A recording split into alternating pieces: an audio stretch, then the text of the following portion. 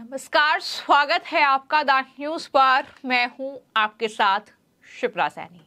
दिल्ली के मुख्यमंत्री अरविंद केजरीवाल के बाद अब उनकी पार्टी यानी आम आदमी पार्टी पर सबसे बड़ा संकट आने वाला है। दरअसल ईडी दिल्ली शराब घोटाले में एक्शन मोड में है और अब ईडी ने सुप्रीम कोर्ट को ये जानकारी दी है कि मनी लॉन्ड्रिंग केस में आम आदमी पार्टी को सह आरोपी बनाया जाएगा। ये बड़ी जानकारी इस पूरे घोटाले के सिलसिले में जांच कर रही ईडी ने सुप्रीम कोर्ट को दी है।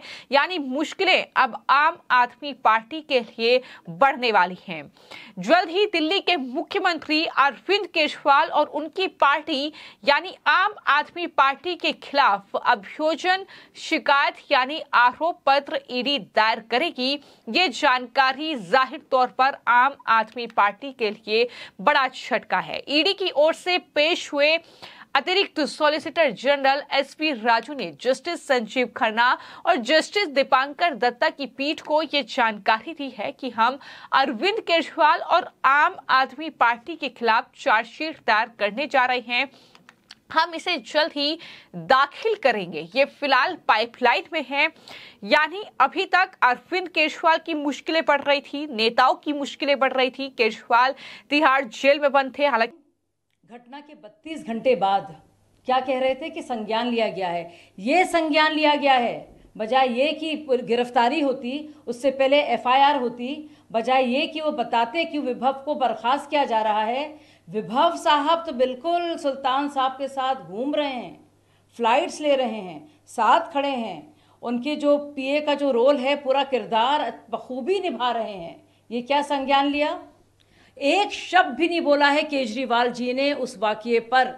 स्वाति मालीवाल के साथ हाथापाई की जो बात आई है, जिसका खुद तस्दीक किया गया है, वो भी संजय सिंह द्वारा, उस पर चुप्पी बरकरार है। दुनिया भर की बातें करेंगे, अलग अलग शगुफे छोड़ेंगे, प्रधानमंत्री के बारे में कुछ भी अपशब्द इस्तेमाल करेंगे, लेकिन खुद जो हाथापाई सीएम साहब के घर पर, सीएम साहब के पीए के द्वारा, सीएम साहब के आदेश पर हुई है, वो भी एक महिला पर, और वो भी एक महिला सांसद पर, और वो भी जो उनकी बहुत करीबी है, उस पर कुछ बोला नहीं जाएगा। क्या लोग जानना नहीं चाहते कि क्या हुआ है? क्या इस बात पे खामोशी सही है? क्यों स्वाति मालीवाल सामने नहीं आ रही हैं? कहाँ है वो स्वाति मालीवाल? क्या उनको डराया धमकाया जा रहा है, या उनकी खामोशी को किसी तरह से खरीदा जा रहा है? किसी तरह के इंटिमिडेशन की वो शिकार है? क्या है असलियत? क्यों स्वाति मालीवाल जी इस तरह के संगीन इल्ज़ाम लगा रही हैं, और अब उनको बिल्कुल पब्लिक लाइफ से अलग थलग कर दिया गया है? उनका फ़ोन स्विच ऑफ है, उनकी माँ कुछ नहीं कह रही है, उनके पूर्व पति बार बार कह रहे हैं कि उनकी जान को खतरा है। क्या हम जानते नहीं संतोष कोहली के साथ क्या हुआ था? संतोष कोहली, जिनके घर में अरविंद केजरीवाल ने बाकायदा व्रत अपना किया था, पूरा जो उनका फास्ट था वो किया था उन्होंने, वो संतोष कोहली एकदम से गायब हो जाती हैं।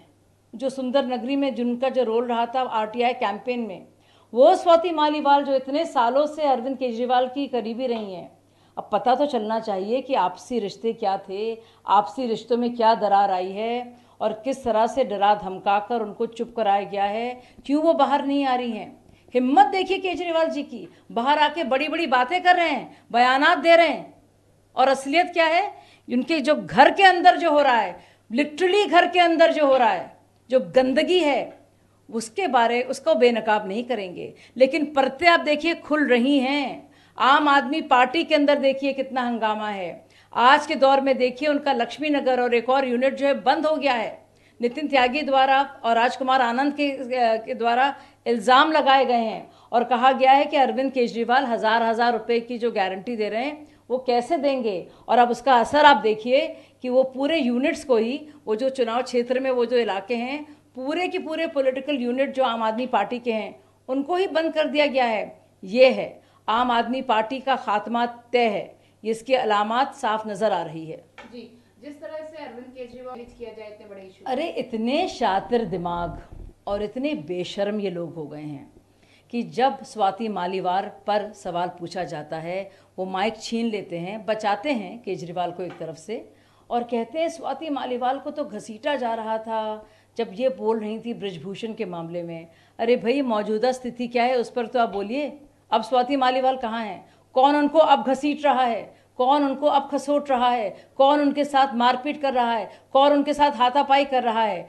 कौन कर रहा है और क्यों कर रहा है?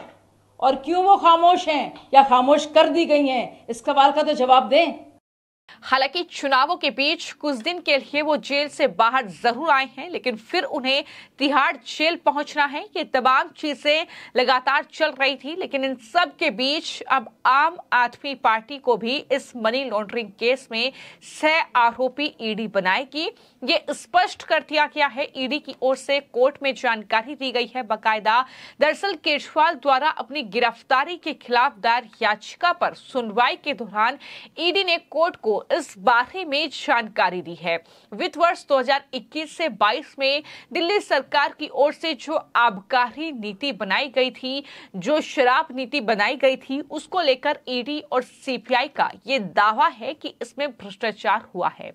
आरोप है कि वारित नीति में शराब कारोबारियों को गलत तरीके से फायदा पहुंचाया गया और बदले में रिश्वत ली गई। ईडी का कहना है कि रिश्वत की रकम का सबसे ज्यादा जो फायदा है वो आम आदमी पार्टी को मिला है। इस पूरे मामले में जो अब तक गिरफ्तारियां हुई हैं, फिर चाहे वो सिसोदिया की गिरफ्तारी हो, चाहे वो के कविता की गिरफ्तारी हो, कई राजनीतिक चेहरे और कई बिजनेसमैन, जिसमें यह खुलासा हुआ है कि दरअसल गोवा विधानसभा चुनाव में रिश्वत से मिली रकम का इस्तेमाल आम आदमी पार्टी के जरिए किया गया। यही वजह है कि ईडी आम आदमी पार्टी को भी अब इस पूरे मामले में आरोपी बनाने जा रही है। न सिर्फ आम आदमी पार्टी के लोगों की संलिप्तता रही, बल्कि इस पूरे भ्रष्टाचार से जो पैसा इकट्ठा किया गया उसका इस्तेमाल आम आदमी पार्टी के चुनावी कैंपेन में लगाया गया है। ये भी बड़ा खुलासा आम आदमी पार्टी के जरिए कोर्ट में कई बार किया गया है। 1 जून तक अंतरिम जमानत पर अरविंद केजरीवाल बाहर हैं, लेकिन उसके बाद उन्हें तिहाड़ जेल वापस जाना है। लेकिन इन सब के बीच आम आदमी पार्टी का क्या होगा? अगर सह आरोपी उसे बनाया जाता है, अगर ईडी चार्जशीट दायर करती है, तो क्या आम आदमी पार्टी खत्म हो जाएगी? ये कहीं ना कहीं तमाम बड़े सवाल उठ रहे हैं, क्योंकि दिल्ली उत्पाद शुल्क नीति घोटाले से जुड़े मनी लॉन्ड्रिंग केस में दिल्ली के मुख्यमंत्री को 21 मार्च को गिरफ्तार किया गया था। इसके बाद 10 मई को सुप्रीम कोर्ट ने उन्हें लोकसभा चुनाव में पार्टी का प्रचार करने के लिए 1 जून तक अंतरिम राहत दी थी। उन्हें 2 जून को सरेंडर करना होगा। हालांकि अंतरिम जमानत देते हुए कोर्ट ने उन पर अपने कार्यालय या दिल्ली सचिवालय में जाने और आधिकारिक फाइलों पर हस्ताक्षर करने पर पूरी तरीके से रोक लगा दी, जब तक कि उपराज्यपाल की मंजूरी प्राप्त करने के लिए ये बिल्कुल जरूरी ना हो। यानी कुछ बाउंडेशंस रखी गई थी। ये मामला 2021 से 22 के लिए दिल्ली सरकार की उत्पाद शुल्क नीति के निर्माण और साथ ही उनके कार्यों में जो भ्रष्टाचार हुआ है उससे जुड़ा हुआ ये मामला है, मनी लॉन्ड्रिंग से जुड़ा ये मामला है। और यही वजह है कि लगातार अरविंद केजरीवाल के साथ अब उनकी पार्टी पर भी संकट गहराता नजर आ रहा है, क्योंकि आज जो बड़ी जानकारी ईडी के जरिए सुप्रीम कोर्ट में दी गई है वो जानकारी यही है कि दरअसल अब आम आदमी पार्टी को भी इस पूरे मामले में सह आरोपी बनाया जाएगा। ना सिर्फ नेता अब कटघरे में होंगे, पार्टी अब कटघरे में होगी, और पार्टी में जो चंदा दरअसल इकट्ठा किया गया, जिस पैसे का इस्तेमाल किया गया, चुनावी कैंपेन किस पैसे से किया गया, ये तमाम चीजों का आकलन अब होगा। और इससे जाहिर तौर पर अरविंद केजरीवाल और आम आदमी पार्टी से जुड़े नेताओं की मुश्किलें अब आने वाले वक्त में बढ़ने वाली है। अरविंद केजरीवाल को न सिर्फ दोबारा तिहाड़ जेल जाना होगा, बल्कि अब आम आदमी पार्टी भी ईडी और सीबीआई के शिकंजे में आएगी।